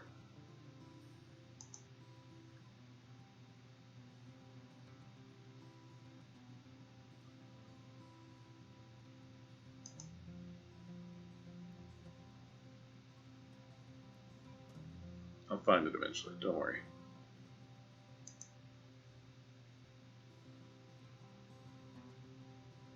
No. Know about where to look. Just gotta get to it. But basically, yeah, if one of the world builder, if anyone's going to get followers, it might be her. So you need to have sort of a plan in place, ready to go before that happens. Because are they going to take them with them? You need to give them something to do. Can you use the NPCs for any of your plot points? Can you kidnap somebody to force them to do something that you want them to go check out? Stuff like that. So that's another one. But one of the organization ideas that I was thinking of, since we have airships in our game,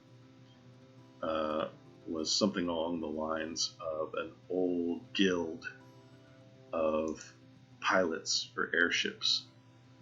And maybe you can get them back together. They've split up for some reason.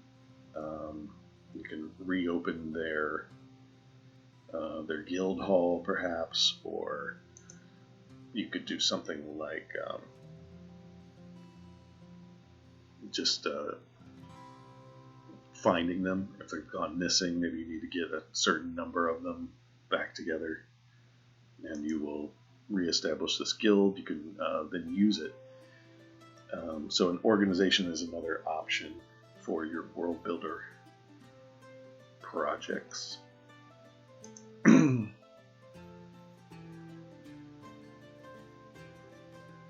I've read a lot of these actually.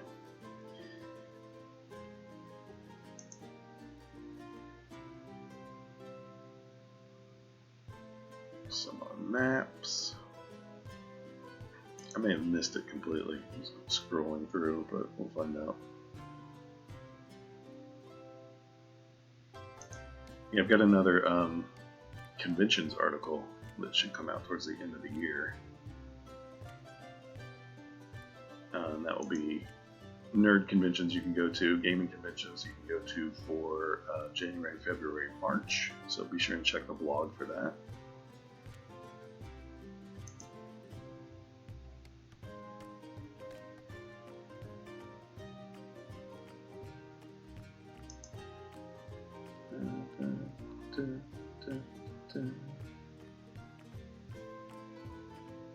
It's gonna bug me if I can't find this.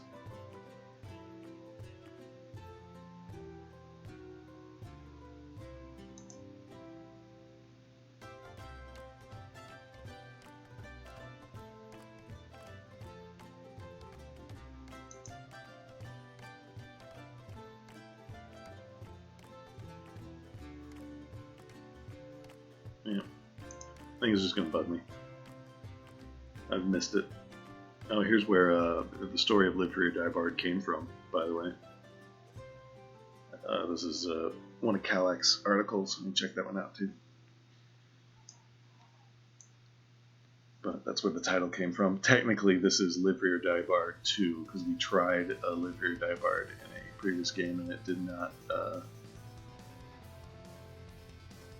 not quite get there. Let's say that we did not survive as players, as a party of low-level bards. It probably would have worked if we were mid-level and all bards, but live and learn. Okay, anyway, check out the blog. You can find that article that I could not find about using NPCs for other stuff, using your followers for other stuff. But so an organization is definitely another option for our Wand of the World builder. I think we've got time for one more thing, since the holidays are upcoming and we won't see each other around the end of December here. I think that maybe we could make a little homebrew monster that would be holiday inspired. So if that sounds like fun, I think we should go ahead and do it. Let me go down and I'll show you how we are doing our stat blocks for monsters.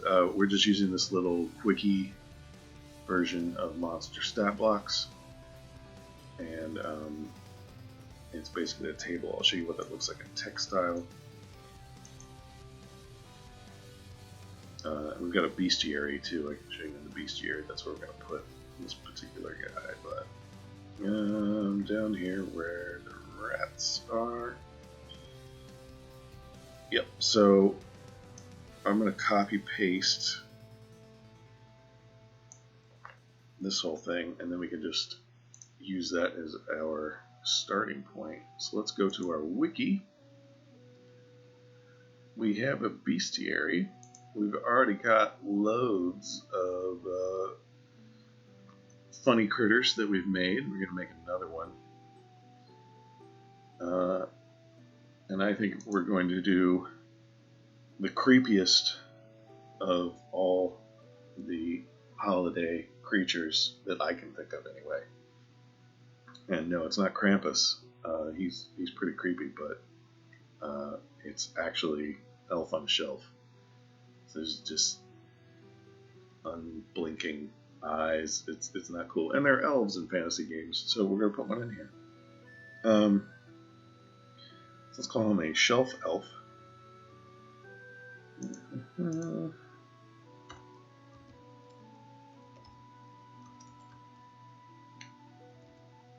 Oops. Square brackets. Okay, so shelf elf. We'll create a page for it. Click on the page. And we'll go in and make him here. Let's come up with a good description for our shelf elf.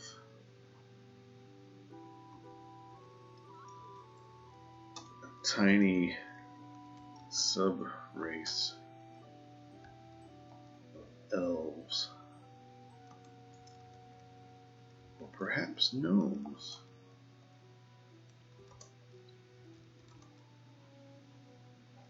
That is invisible.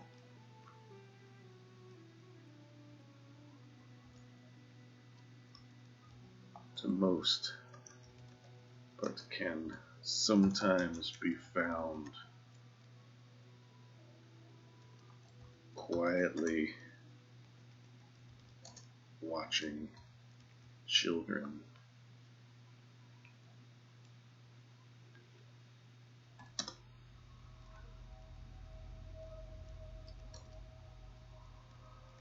The shelf elf is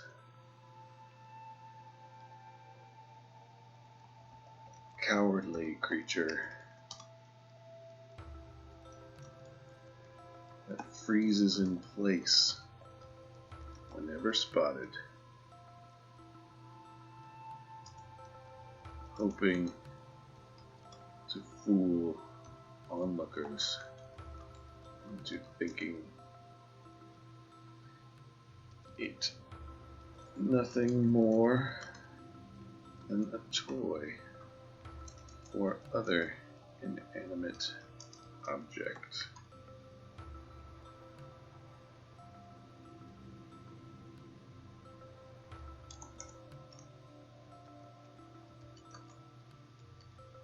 Their purpose is unknown to all but them. But these terrifying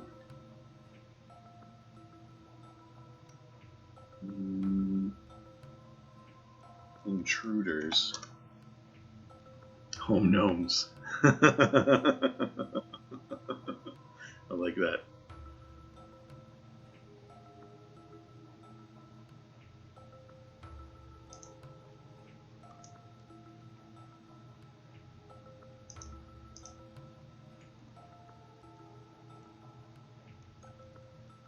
AKA home gnomes.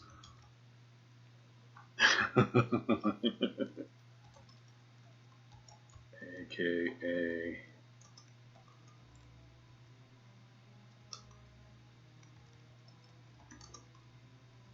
creepy little freak guys who stare at you. I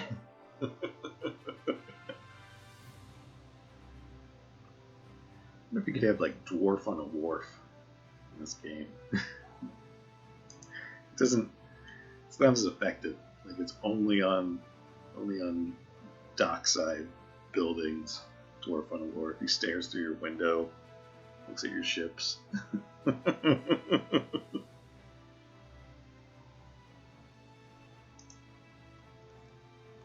Maybe distantly related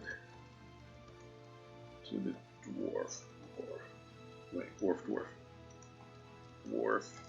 Dwarf.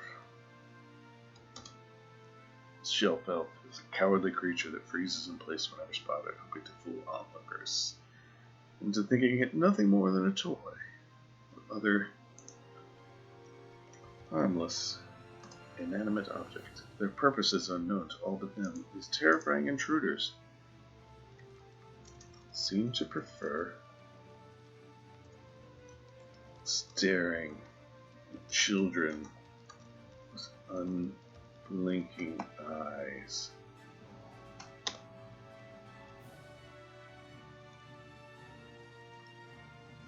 They favor the cold months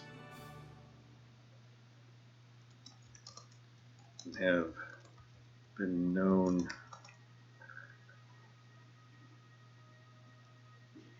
just sitting on the dock of the bay. Hey, we pulled it back around to a musical pun. Yay, we did it. Good job, team. They favor the cold months and have been known to steal holiday gifts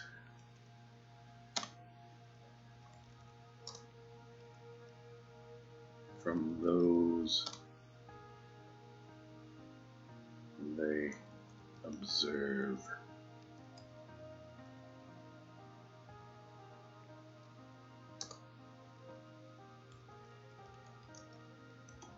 Magical wards and other protective spells seem unable to prevent their appearance.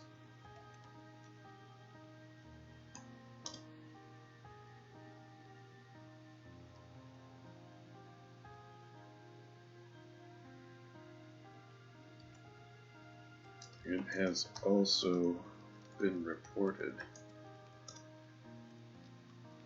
that if one is destroyed or removed from a home it has chosen, more appear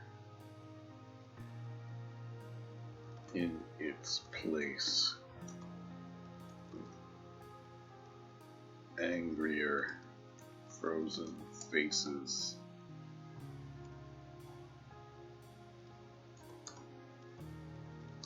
A common recommendation from authorities is to try to ignore creatures, and they will go away on their own in the spring.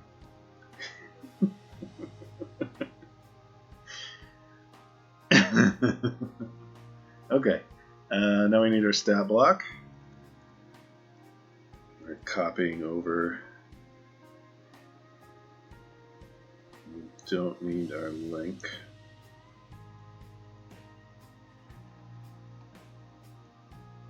We're going to give them, instead of dark vision, I think we're going to give them true sight. They can see you when you're sleeping and know when you're awake. Okay, then their speed will be 0 feet. And then we'll put a little inclusion about how they move.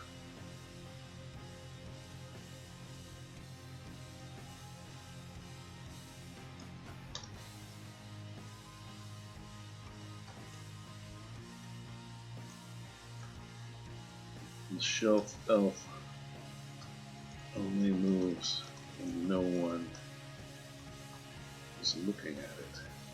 No one is observing it.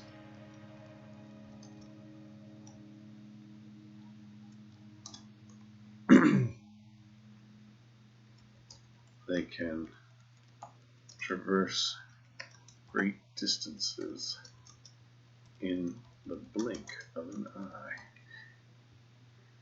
This just creeped me out. Maybe it's because I didn't grow up with one, with Elf on the Shelf, but I don't know. Alright. Hit points, we're going to give them, I don't know. Let's make them fairly weak. We could smash an Elf on the Shelf pretty easily. Let's call it 7. AC, they're basically stationary.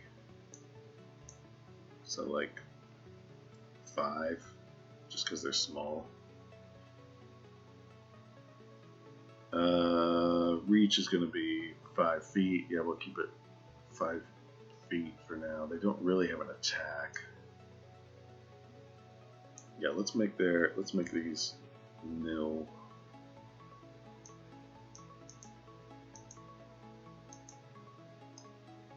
Attack is some kind of like weird psychic thing.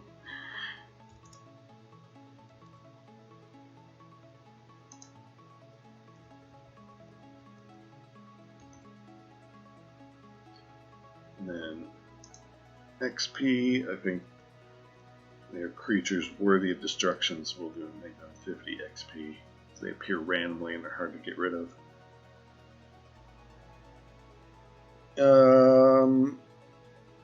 Charisma, they're oddly creepily charismatic.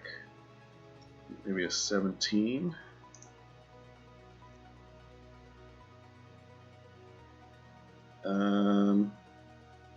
Let's make them unnaturally wise and intelligent. Let's do 16.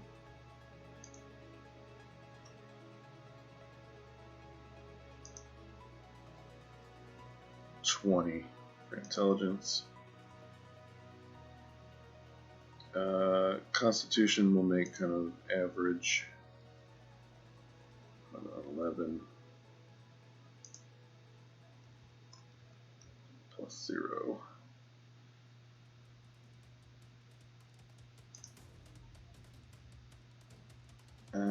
Dexterity. If they ever got into an actual fight, it'd be okay. And then strength will be pretty low. It's like little dudes. But let's see, 10, 11 is plus 0. 12, 13 is plus 1, 14, 15 is plus 2, 16, 17 is plus 3, plus 3, 18, 19 is plus 4, 20 is plus 5. Okay, movement, and then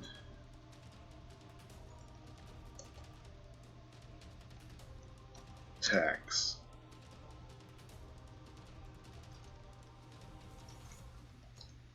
Shelf Elf has no standard attack.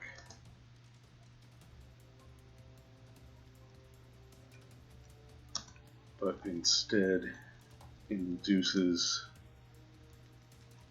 horrific nightmares in its victims.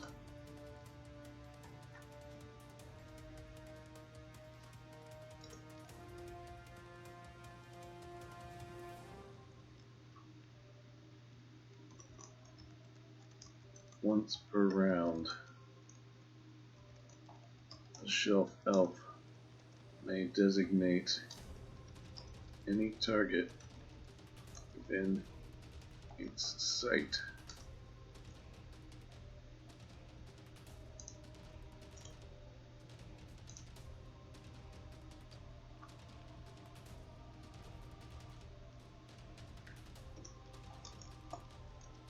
That target must make an immediate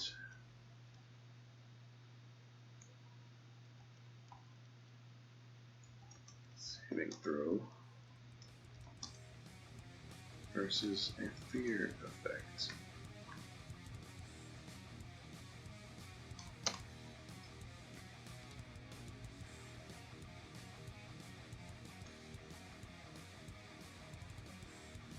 If they fail, they are cursed with supernatural night terrors.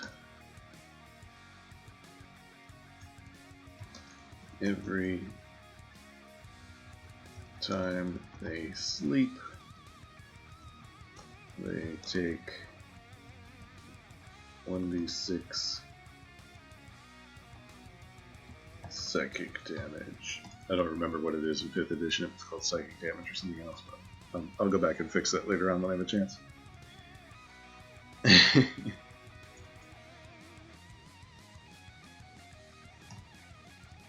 And that's just forever.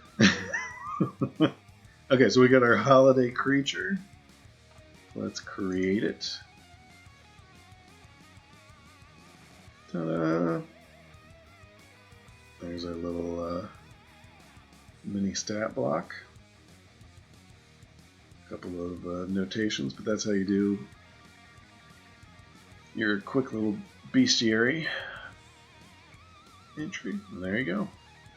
Alright, that was a pretty good run today. We got our holiday critter created. We did some work on our projects for our world builder player archetype. We worked a little bit on what our region looked like, what's there, what they would see. We looked at some featured campaigns, gave a shout out to Andrew Hart, who favorited us, fanned the campaign. Reiteration of our holiday schedule. There's a 2-week break. So we will be back, OP will be back with our original programming in January. Let me check on my calendar real fast. We got 2 Tuesdays off. So